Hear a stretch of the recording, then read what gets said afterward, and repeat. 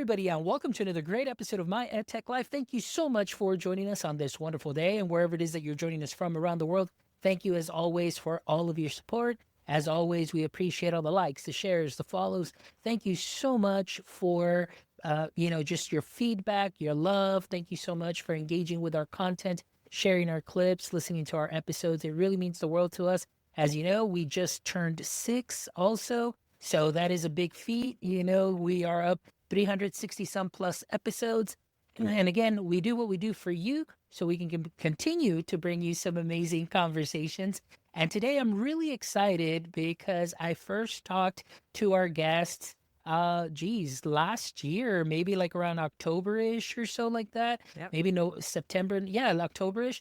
But I'm always excited to hear when previous guests come back because they have some amazing updates as to what it is that they're working on. So I'm really excited to welcome back to the show Marnie Stockman and Nick Caniglio.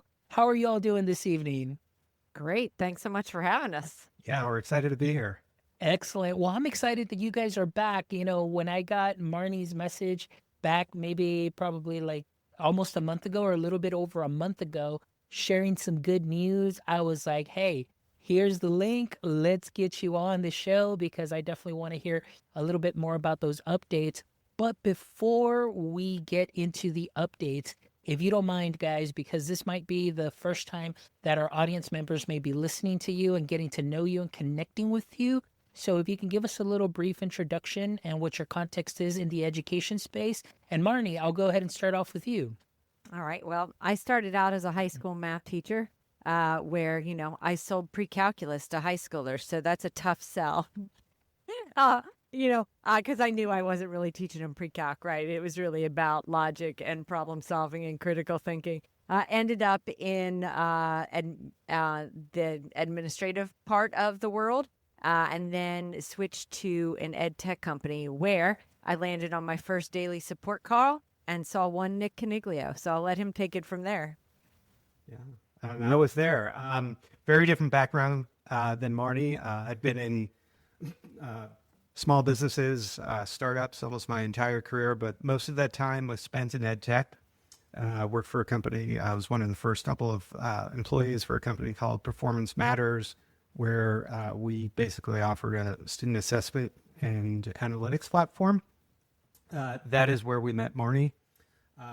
That's where I met Marnie. Long story short, through multiple acquisitions, we ended up going off on our own. And at the time, we had a non-compete in the education space, so we had to do something new, completely different. And we did that for 3 years, waiting for our non-compete to expire. We started, sold, and scaled a software company to IT business owners of all things. Very different space for us.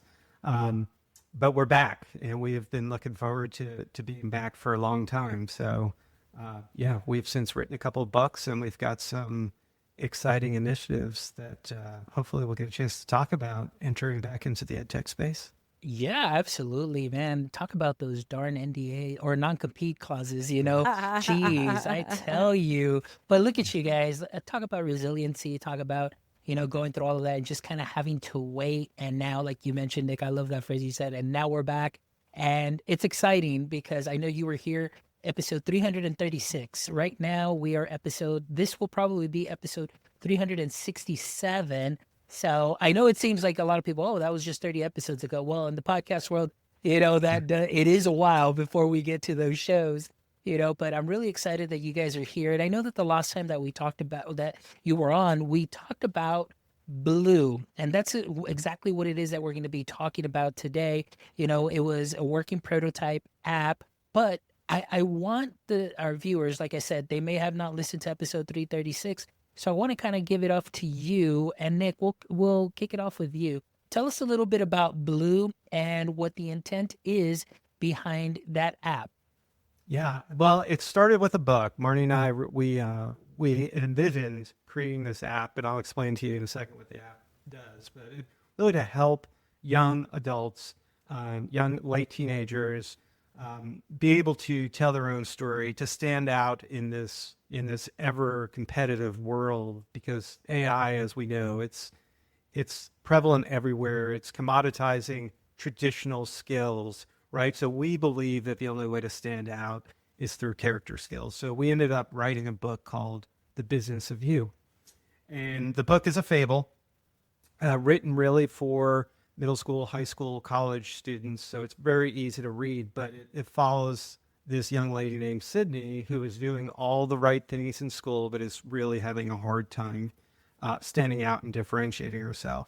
And she happens to, in the book, run across an app called Blue that really engages with her and teaches her how to tell her story, how to market herself. It's called The Business of You because she steps through all the different departments of a business. HR, she understands what makes her tick, or what her core values are. Sales, how to pitch herself. Marketing, how to create brand awareness about herself. Finance, how to invest her time. And she's doing all of this through an app called Blue. And really, we wrote the book as user requirements for ourselves to build the app. So we're really excited. That's where Blue comes from. It is really, we like to say, that high schools today really are so focused on being finished, right? When you graduate, you've checked all the boxes and you're being done. We want to disrupt this world because we think there's a difference between being finished and being ready. And we are all about helping people at scale be ready to enter the real world and be successful with whatever they decide to take on. I love that, Nick. Marty, before we get into that, I just wanted to just highlight what you just said there, like the difference between being finished. I was like, wow, that really took me back because like you said, oftentimes it's just, okay, check mark, we're done. For schools, it's always compliance. We met our goals. We've got our data, CCMR this. We've got our CTE. We've got this. Everything checks off. So we're done and we're good. We did what we needed to do. And I guess we got what we needed from the students as far as those grades and those ratings and so on. So we're done.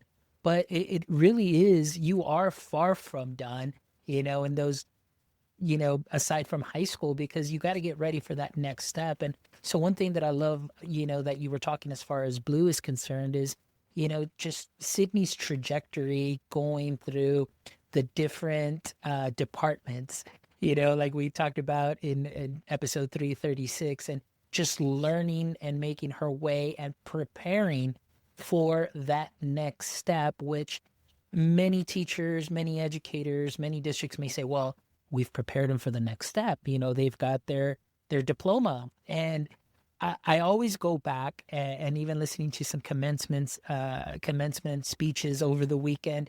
But I think the most profound thing that I heard a professor tell me, I was about to graduate a week from graduation, and the professor said, well, guys, this is your last class, and I just want to tell you one thing. That paper that you're going to get, all that means is that you're trainable. And I was just like, oh my word. Like, so I did 4 years of all of this just to be trainable and do those. And yeah, and it just kind of, in a way, it was just kind of like a wake up call. But then at the same time, it's like, okay, well, let's see where we're going to go from here. So I know I kind of went off on a tangent, but I think that was something that was so important that you mentioned there, Nick. And coming back to Marnie, talking about Blue again, something in episode 336 that you talked about, that this was something that was kind of sketched out in an airport, and now it's something that is landing in students' hands to help them. Marnie, tell me about that. How does that feel? That something that was just kind of an idea that was sketched out is now in the hands of students. So just today, I actually went into a middle school and was talking with the superintendent superadvisory student board and showed them the app, which is always interesting. It's interesting to watch a bunch of middle schoolers connect the dots. So I was talking to them about the fact that like Google Docs didn't operate the way that they did until they realized that students were actually texting each other from within Google Docs, and they collaborated in a whole different way. So I was telling them how middle school and high school students can impact the way an app works. So when they realized like, oh, this woman is sitting in front of me who's showing me the app that she and her business partner have created, and it's on the screen up there, that was really interesting for them to see. So for us, it's always a little surreal on, all right, I'm going to show you like this thing that we built up on the screen. One of the first things students do, and I started the conversation with, tell me about yourself. And if you've ever interviewed anyone, you know that a solid 98% do this terribly and start with listing all of these facts about themselves, right? And so 98% of the students did the same thing. But the next thing I did was sort of started diving into who they were. And I said, give me a pet peeve and let's talk about what that means about you. Then I went in the app and said, who wants to play a game with me? And so I got plenty of volunteers, and I helped. They played the game in the app, which was all about pet peeves. Which of these things did you like or not like? And it was, when it was finished, it popped up with a press release, like Sydney would have in the book, and it told the students, because these things are your pet peeves, I bet you don't like this, and I bet this is important to you. And they were like, wow, okay. So what's cool to see is that Nick and I have spent decades mentoring students, early career employees, and we've wrapped all of that mentoring into an app that when the students get the results from playing a game, they're like, ooh, that feels like me. So that's pretty cool. I love that, and that's so important, that connection. And yes, even us as adults going through that interview process and going through those questions, I mean, we all could use a little help, but I just love the fact that, putting it in the hands of young students, middle school up, but just to be able to learn, and that storytelling aspect is so important now.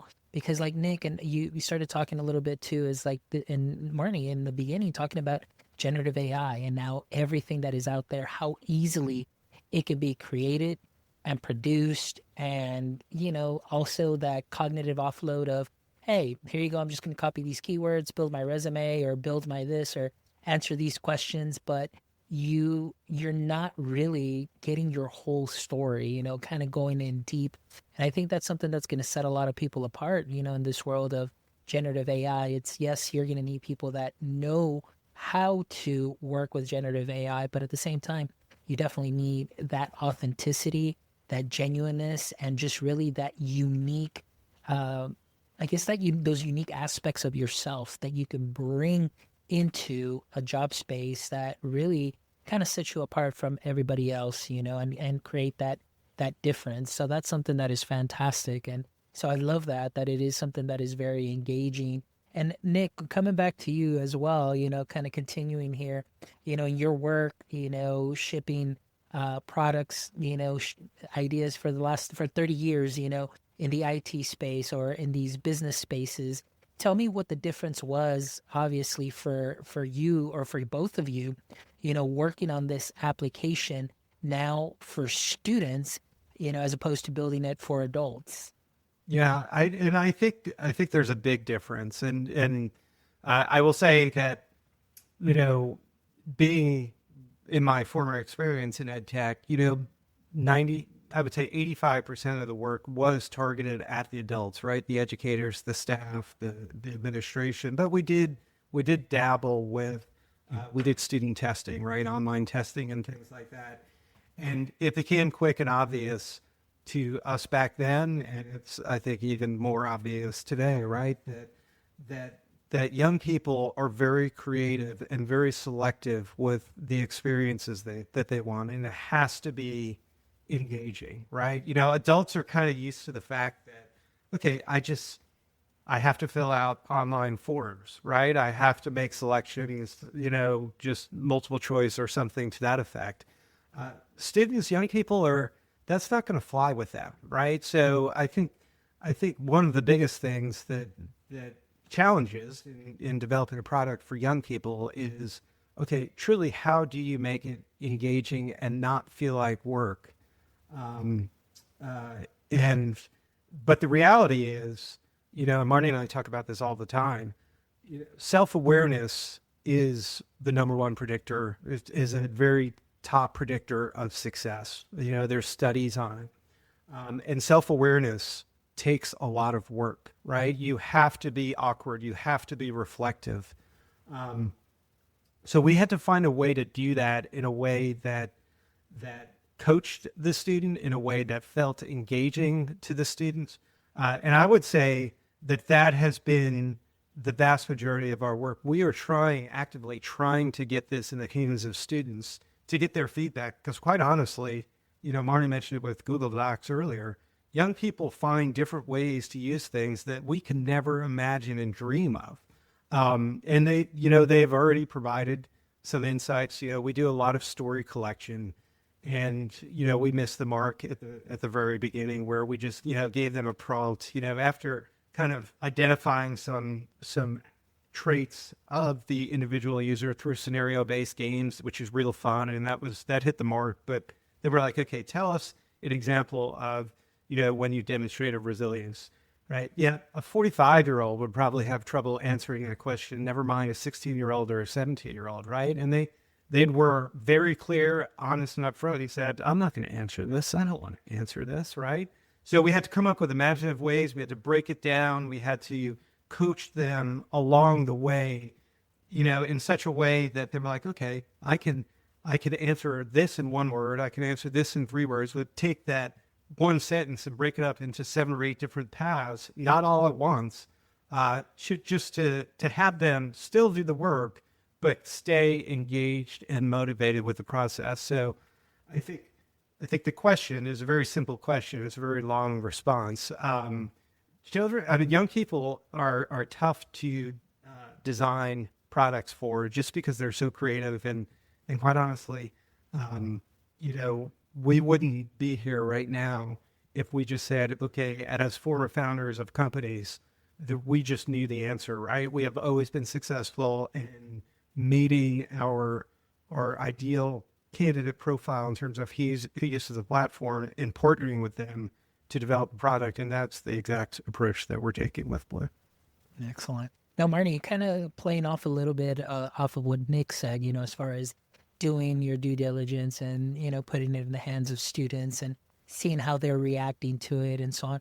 What might be some of the things that surprised you the most as the students were able to, or are able now to be able to, have that interface with the app? What are some of those major things that you're like, ooh, I never thought about it that way, or, wow, I never thought that we might be able to, do that, So tell me a little bit about that, because that's always an interesting thing. So you've probably taken plenty of personality type assessments in your world, right? You've got some Myers-Briggs, or, some letters, numbers, or color that you are, right?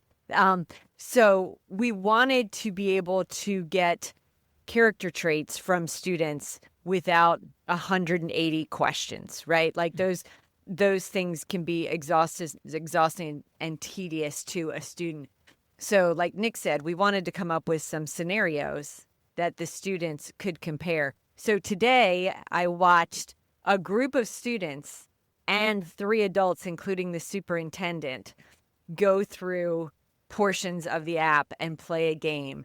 And we worked really hard to make the games meaningful to students.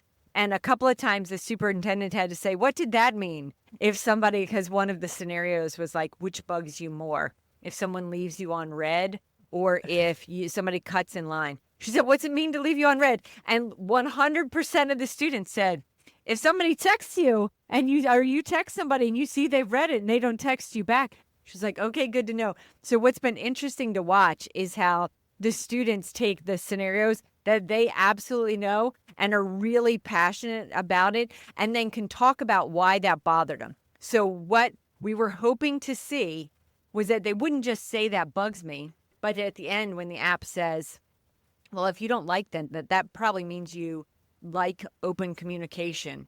And they would then be able to tell the story that connected the dots. But if we had just said at the beginning, tell me a story about why you like communication, they would just think like, that's very buzzword. What are we talking about here? But when we gave them some scenarios, they locked right in. So that has been very fun to see how they can, like Nick said, getting the story out of them is a lot easier when they've played a game to like stir up what makes them crazy, what drives them, what strengths they have, what motivators, that type of thing. Nick, you squinted like you weren't thinking I'd answer that. Did you have a different answer?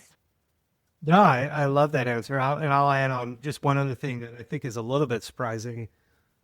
Maybe not, maybe it shouldn't be, but you know, when we take in data, when we're interacting with the user, and we kind of throw it back to them to restate who they are in different words, it's amazing to me how young people want to hear that reinforcement and say, "Oh my gosh, Blue gets me," right? They're starting to think of Blue as something else, something different, and different than generative AI, right? Generative AI, your typical frontier model, ChatGPT or Claude or what have you, typically goes in and creates these broad strokes, and then it changes mind and says this and it says that.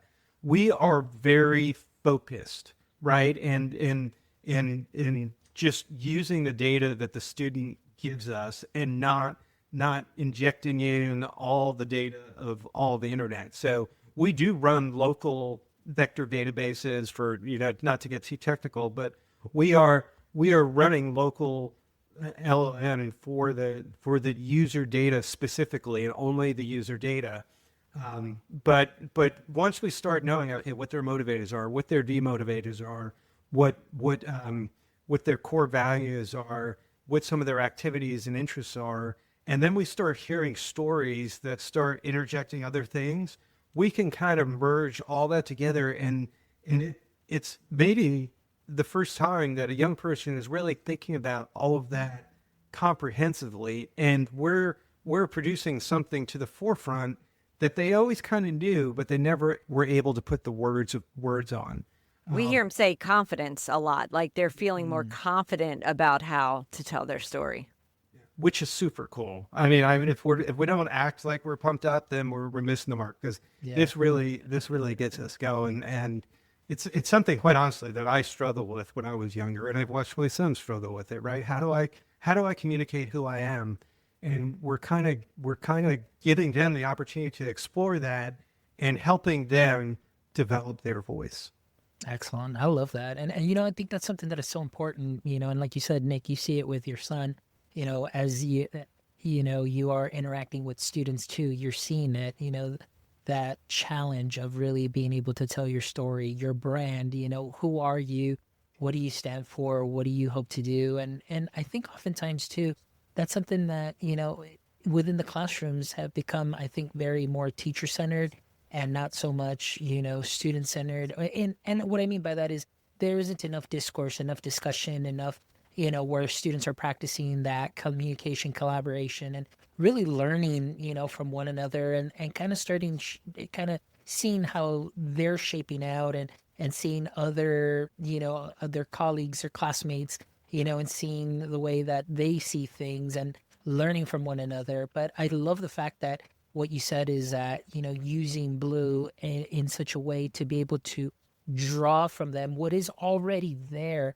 I think that's something that's very important. And kind of like the way that you were talking about it, Nick, I know in the first conversation, we talked about, how Sydney, in the business of you, Sydney was learning to ask better questions instead of chasing answers. And right now, it just seems that many students, and I'll even go as far as even in my doctoral program, and maybe even, as adults too, in the workplace, where we're just trying to get the answer instead of learning how to ask the really great questions. And so that becomes an abstract, skill. So I want to ask you, how do you engage the students with that, with Blue? I know you've given me several examples, but, how do you how do you do it in a way where it just doesn't feel like, oh, I'm just answering another survey, and things of that sort? Yeah. Go ahead. Oh, well, I was going to say personalizing it is helpful. And there's one cool piece of it that is reflection questions where they get to choose which ones. So there are cards where they get to, like, which of these do you want to answer? And I think when they have some ownership and agency in what they get to select is the first step of really getting them to want to be able to do this. And then Nick mentioned one of the other pieces. There's very much a Marnie / Nick sitting on their shoulder mentor bot in there that is saying, like, what about this? What about this? And it never generates a story for them. It generates a new question to nudge them. Every teacher knows this. Every mentor knows this. What do you spend most of your time doing if you're one-on-one tutoring a student? It is just asking the next incremental question or 3 questions in a row that nudge them to then do the thinking for themselves. And so that's what I think is helpful. Nick has shown me, like, getting into his brain on how he built that out is pretty fantastic. So I wanted to give props to him. So Nick, now you can talk about whatever you wanted, but it is very cool what he has gotten the app to do. So I wanted to give him that shout out. He's kind, as always, and probably embellishes things a little bit. But I will say, just around the asking questions, we have introduced something in the platform that is chat with your Blue profile. So once we start to uncover all of this information about the user, and again, you go to blueapp.ai, we take trust and security, like that is the number one priority from our perspective, right? So we have, our website talks about this, Extensively. a lot. Yeah. And we've actually got certified across, I think, 17 states already from our security standpoint. But we have this notion to chat with your Blue profile, which is actually you, right? And we give them some seeder questions, right? Tell me, what types of patterns I might demonstrate or something to this effect, right? We have a whole bunch. Tell me about my profile, what are my greatest strengths, what are my greatest weaknesses. So those are seeder questions. And what we find is when people start to use that, right, then they're like, oh my gosh, given what you know about me, right, tell me what types of careers might be best for me. Are there any particular scholarships that might align best with the skills that I bring to the table? And if we haven't collected any information, then we're going to come back and say, hey, you really need to start filling out your personal operating system. You really need to start filling out the self-reflection. But what I've seen, at least, is when people start seeing some questions that they can start to ask of themselves in a very protective environment, it's just them and them, right? It's just them. Right? They start to get more and more curious, and they start to say, okay, how far could I push these boundaries? And, we don't have this yet, but it's on our roadmap, right? We want to start, pushing them, right? One of our chapters in the Business of You is product management, where we say, okay, it's not about building products. It's about asking the right questions to get to the answer, right? That was our pitch on product management. Well, you're a product as an individual. Right? We're talking about the business of you, right? You need to start asking more and more questions about yourself, what your weaknesses are, what your areas for opportunity are. How do I leverage my strengths in this scenario? And we feel like, do we have everything built out yet? No, but that's subtitle of our book, right? So that is something that we will lean very heavily into. We started it with the chat with yourself feature function, gotten great feedback. And I think what we see is people start getting more and more confident doing the self-discovery on their own. And that's kind of a little bit intoxicating, right? Once you start to feel it, it just keeps taking a life of its own, and people start asking and asking and asking. And to us, we come from the Ted Lasso world. Be curious, not judgmental. Asking questions is very important to us. I think that's something that is fantastic. I know in our previous conversation, we had talked about, the counselor to student ratio. We talked about, advisory periods, letters of recommendation, all of that, college and career readiness. And I think that this is something that is great, that is complementary to what teachers or counselors may already be doing. But now the students have that individualized, pathway and approach to really building their story, and again, talking about branding too as well, living and building your brand, building your story as you continue to go through, high school, middle school, and so on. So that way, when you get into that next step, it's just a continuation. And I think that's something that's fantastic, because there are times where, in schools, due to those ratios, I mean, sometimes, not all students are seen. Maybe not all students may get that support, and some students may just feel left out or they don't even know where to start. But just having a wonderful, app that can really get to know you based on the information that you give it and just help you build that confidence and just kind of lead you along the way. And like you mentioned, seeing what scholarships or what things might fall in line based on what the Who they feedback are. that who they are and what they're giving. I think that's something that is fantastic and so entirely useful. And I think that's something that's for me, I would definitely put that in any district. If I was a superintendent, I'd be like, I definitely need this for my students because this is where I see it. I see things in a very different way, and this would be something that would definitely hit the mark of the things that we're missing in some of the districts that we may see. So I think that's great.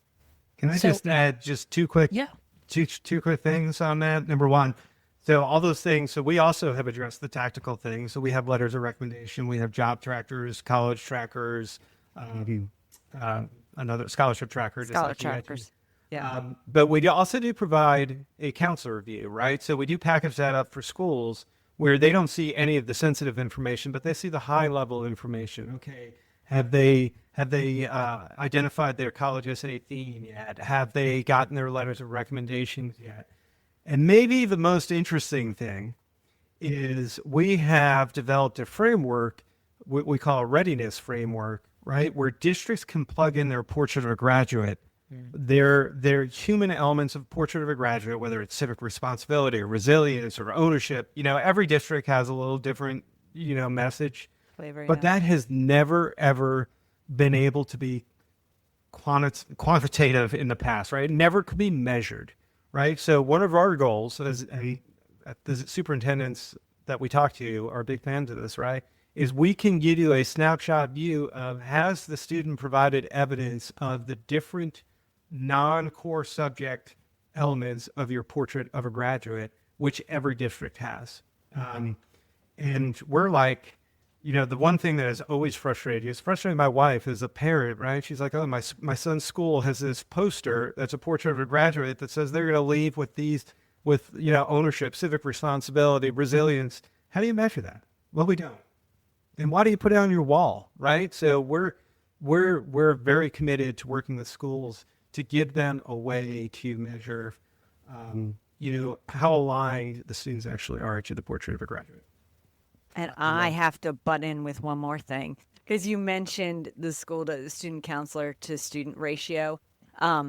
It's like 372-1 is the number, and the average. And what doesn't sit well is you're right. The one-on-one conversation doesn't scale, and families that can afford it are paying, we kid you not, $10,000 for college coaching.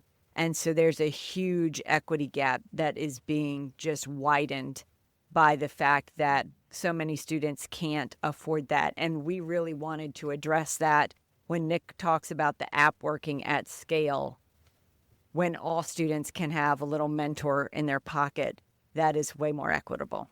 I love that. And that's kind of a nice segue into what I was thinking too, as Nick was mentioning this, and then you just really emphasize that point. I was talking about the counselors and mentioning, not having a mentor. I mean, imagine, for my student, when I was in the classroom with my students, I mean, they all come from diverse backgrounds. And so I would also know that many students they had working parents, or maybe they had one stay-at-home parent. Both parents were working. So when they get home, there was nobody there. And so for a student like myself, growing up, my parents were working. So I was a latchkey kid. I would just be there like by myself, and I just get like, true story. I would just get the little hot dog weenies and I put them over the gas stove and heat them up. And that was my after school snack, while I'm watching, cartoons and things of that sort. So I really didn't have anybody to talk to, like at least until 5 o'clock when my parents got out and things of that sort. But I think that's something that is important because, for a lot of students, how do they get to know what their values are if they don't have that one-on-one, or they may not have a mentor at home somebody that they can network with, or somebody that they can have a conversation on their kitchen table with. And I think that's something that is so cool that Blue can help do, as it is something that is integrated within the district, where students have access to that. And I think that's something that is fantastic, that can definitely help students grow, tell their story, be able to also, like, my next question was actually about branding, because I think that's something that is very important, that, coming back to you, Marnie, you mentioned in the last episode that if you're not telling your story, somebody else is going to tell it for you. Yeah. So can we just maybe expand on a little bit about that, and also tying in how Blue can help the students really expand on their story? So it's interesting because I spend a lot of time on social media in the parent groups of current high schoolers. And so many times the parents come in with high school junior 1550 SATs, 4.6 weighted GPA, taking these classes. And I think, okay, I just watched 7 parents give those stats about their kids. So in fact, high performing student does not help them stand out in any way. And that is not their identity, right? So I will often ask them, yeah, but who is your kid? And when I ask the students that, today I asked all these students that I met with on the advisory boards, what would someone else say about you? What would a friend say about you? What would a parent say about you? And then they realized, oh yeah, none of my friends say, meet Nick. He's a 4.9 GPA, right? Like, that's not how you're going to introduce a friend. And then they start realizing, oh, I'm more than those skills and the clubs that I'm in. I'm actually kind. I stay home after school and help raise my younger siblings because both of my parents are working, right? I am a helper. I'm a problem solver. I like to fix things. When they start realizing that there's more to them than just the facts on their transcript, then they can tell their story that is meaningful and shows what they care about, which is the brand that they really want to project. Literally, the personal statement on the college essay or on the Common App wants to just know the real version of who you are. So they don't need some big glorious moment or some traumatic moment that has changed who you are. What they want to know is literally what is important to you and how does that play out in a day-to-day basis. And I was talking to one student today who very clearly said, what is important to me is communicating. And he was able to talk about an example from 2nd grade, from 6th grade, and from 9th grade about where communication shows up as a strength in his life. And I'm confident he will be confident in telling his story and get in to do something meaningful in that work because he already knew that. Now, others looked at him like, how the devil did he figure that out? They're excited, like, all right, I'm going to have to figure out how to get this story about myself. But when students can talk about what their strengths are in a way that is personal to them, imagine how much more powerful that sounds in a job interview or a college essay when you really know who you are, why that's critically important to you, and how that's going to play out in everything that you do. Yeah, and I think that's very important also with what Blue is doing, because from everything that you said, just to kind of recap, everything is based on the student input. The way that you made Blue is to draw all of that information out from the student, but really getting their authentic story that you said, building that up. And I think that I really love that because, as you know, now with generative AI, with Blue, it's actually building your story.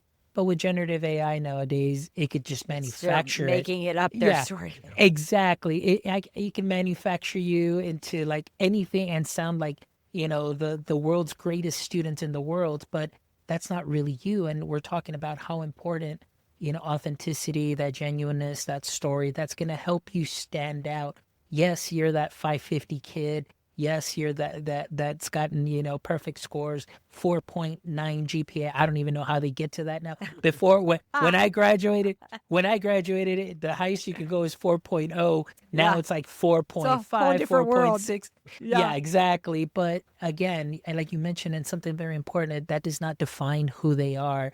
And that's the same thing that I would tell my students, working in a school district where, you had low socioeconomic, and they would feel bad that, oh my gosh, I didn't get the scores that I needed. I said, the score does not define who you are, because they would base their identity on what I got Right. on my state exam, on what I got at the end of the year, what place I was when I graduated in my class. But it's so important that they look beyond that too. And something like Blue can help draw out who they really are, because you mentioned it's so important now in those personal statements to not sound like all the other thousand ChatGPT, Claude created statements that are out there, and just to really stand out from the rest. So, man, I really love this. I love the work that both of you are doing. So, Nick, coming back to you.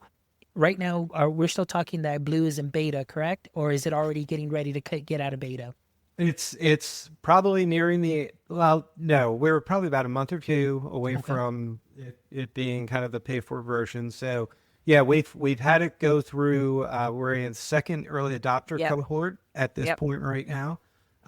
We are looking for another cohort to start within the next couple of weeks. So for the next month or two, we'll have another cohort, because again, we believe that young people should shape this product, and we've gotten great feedback to this point.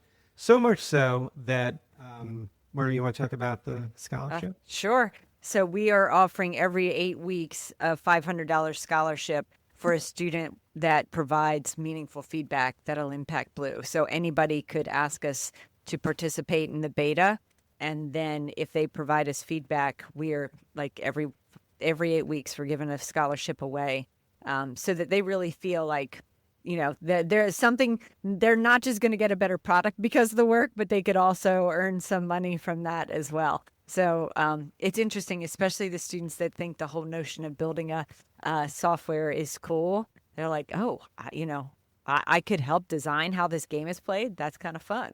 Yeah, and it's something that they could put on their resume, and Oh, you know, 100%. and That's that would be something that is amazing.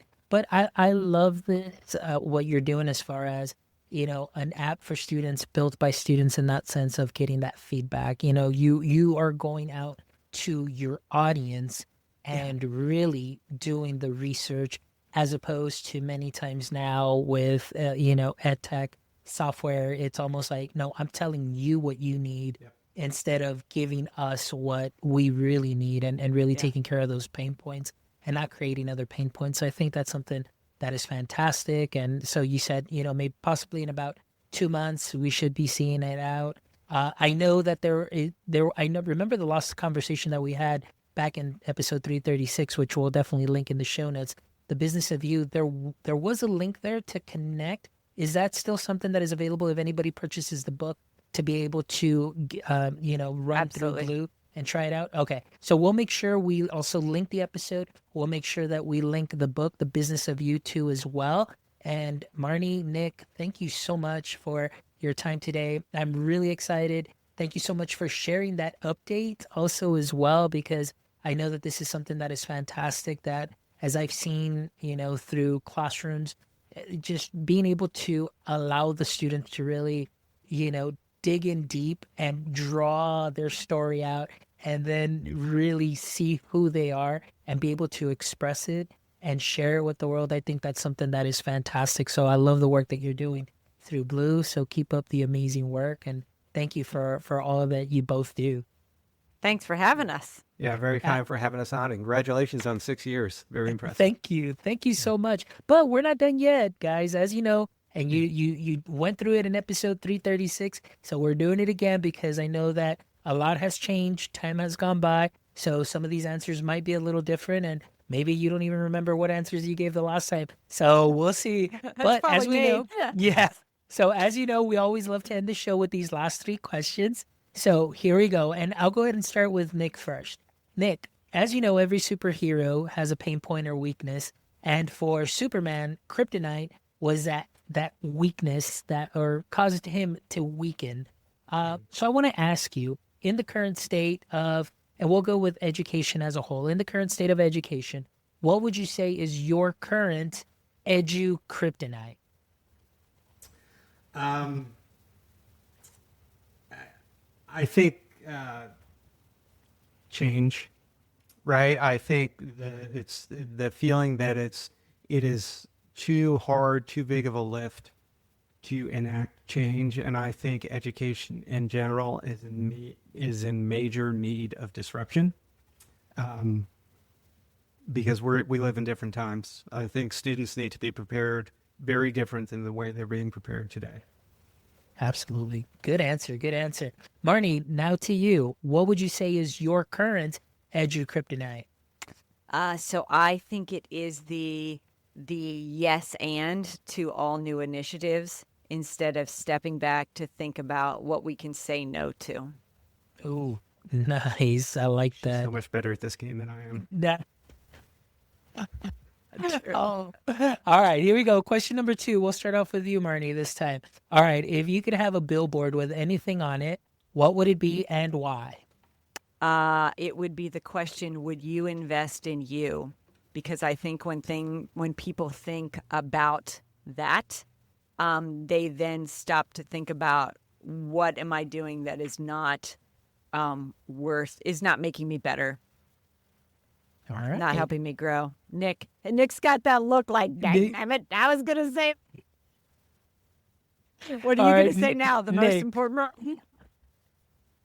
What would I'm your gonna- billboard say? I'm embarrassed to say, and I don't remember, but I might have said this the first time, which is Super Bowl champions, New York Jets. I love Hey, it. I'm dreaming, but you gotta have hobbies, and my interest is a very bad football team. So Yeah, no, that's all good.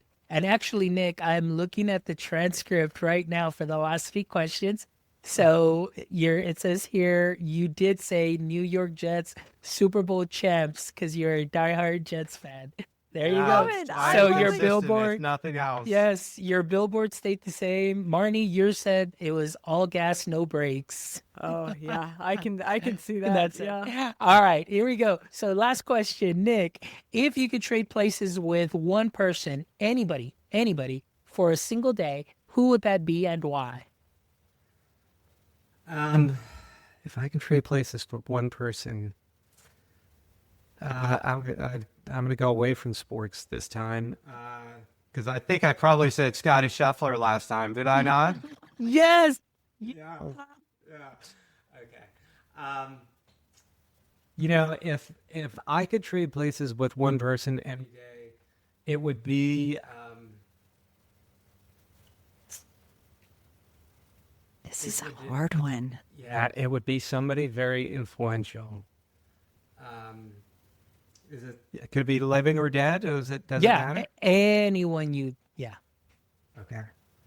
I would trade places with my late dad, and I would do everything that he did, raising his children. So, because I think he did a fantastic job. Very quiet man. He did not say many things at all. I think he was concerned about it, but I tell myself, if I was him, I'm doing the right things. So. Excellent. I love it. Now I'm gonna cry and I don't I have know. a good answer. I know. Right now, I was like, oh man, that's a great answer. All right, That is Marty. a great answer. I think I would trade places with my daughter for a day. She's a feisty force to be reckoned with, and I'd be intrigued. She's very perceptive of people, and so I'd like to get her take for a day. How's that? Not nearly That's as fair. good as Nick's. No, it's all good. Hey, it's a different time, different setting, things change. Yeah. So, hey, answers change depending on where we are in life. Myself, I just celebrated a birthday too. So as I'm getting a year older, I know my dad's getting a year older too, and spending some time with him, it kind of going back to what Nick's saying is like, for the longest time, there were my Superman and Superwoman that they never got sick. They were always strong. They were always there. And then now my dad's going to turn 90 this year, and just watching him, and I'm like, oh my gosh, where does the time go? So, it's all good, but I love it. But yeah, now you get to choose your daughter too, the little feisty person now. And then so you get to get a different perspective on things. So that's fantastic. I love it, guys. You guys are fantastic. Thank you so much to you, Marnie, Nick, the authors of Lead It Like Lasso and The Business of You. And we will make sure we link both books in our show notes, along with episode 336, the first episode that Marnie and Nick were on. And now, of course, this will probably be about episode 367 with a great update about Blue. And so this conversation was fantastic. Thank you for the work that you're doing. I really appreciate what you do and what you're continuing to do. And again, this, my platform, this podcast, you always have an open invite once you're a guest. So whenever you have the next update, the next book, the next app, whatever the next project is, you always have an open invite. I love talking to both of you. So thank you so much for spending a little bit of your time with me this evening and with our audience members. I appreciate you. Marnie and Nick, before we go, though, can you please tell our audience members where it is that they might be able to connect with you? And just, in case they have any questions, or maybe they want to learn more about Blue. So, Marnie, we'll start off with you. What's the best way that our audience can connect with you? So blueapp.ai is our website. We're on all the socials at Blue, the Business of You. And I'm easy to find on LinkedIn with the name Marnie Stockman. Perfect. Nick, how about yourself? Same, best place to get a hold of me is on LinkedIn, Nick Caniglio. I think there's only one of me. There's this secret is that we love connecting with strangers all the time. So people have any questions or feedback? They won't be stranger for long. Yep, absolutely. Absolutely. Well, that's fantastic, guys. Thank you so much for your time. And again, to our audience members, thank you as always for all the love. Thank you so much for engaging with our content. And as you know, we love to bring you these amazing conversations each week. So thank you again for all of your support. Make sure you visit our website at myedtech.life, where you can check out this amazing episode and the other 366 other episodes, where I promise you, you will find some knowledge nuggets that you can sprinkle on to what you are already doing great. And I want to give a big shout out to our wonderful sponsors. Thank you so much to Comeback Coffee for keeping us caffeinated, alert, and creative, thanks to your awesome coffee soda. So I appreciate you all. So make sure that you check out Comeback Coffee, and also Book Creator, Peelback Education, and EduAid. We appreciate all of your support. Because of you, we're able to continue with our episodes and our shows. And also, guys, if you don't mind, you can go to the website too, where we also do have memberships as well, where you can become a producer. And so you can support the show through that as well. So thank you all for your time. And until next time, my friends, don't forget, stay techie.